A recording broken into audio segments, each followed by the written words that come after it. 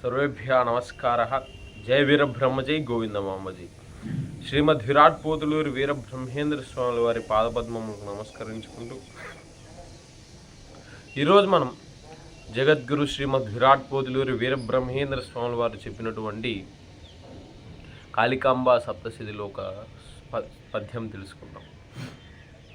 ఓం కృతికి సమానమొక్కటిగా బోదు, ఓం కృతికి సమానమొక్కటిగా బోదు, లింగవచనమిందు లేనే లేదు, లింగవచనమిందు లేనే లేదు, ప్రణవమందు నిలిచే 14 లోకాలు, ప్రణవమందు నిలిచే 14 లోకాలు, కాళికాంబ హంస కాళికాంబ, కాళికాంబ హంస కాళికాంబ.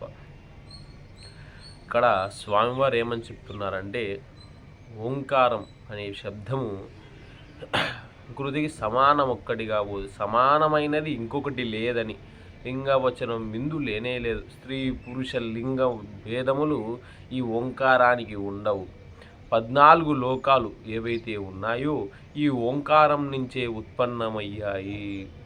ఇక్కడ మనం ఏమని తెలుసుకోవచ్చు అంటే, స్వామివారు మనకి శబ్దం యొక్క ప్రాధాన్యతను తెలియజేస్తున్నారు. ఇక్కడ ఓంకారం అనేది ఎంతో శ్రేష్టమైన శబ్దం. ఈ శబ్దం నుంచి ఎన్నో లోకాలు ఉత్పన్నమయ్యాయి అని స్వామివారు మనకి తెలియజేస్తున్నారు.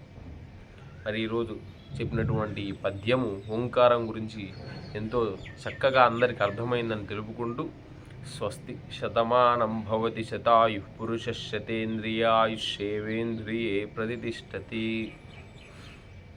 మరి రేపటి రోజున ఇంకా కొన్ని కొత్త శ్లోకాలతో మీ ముందుకు వస్తాను.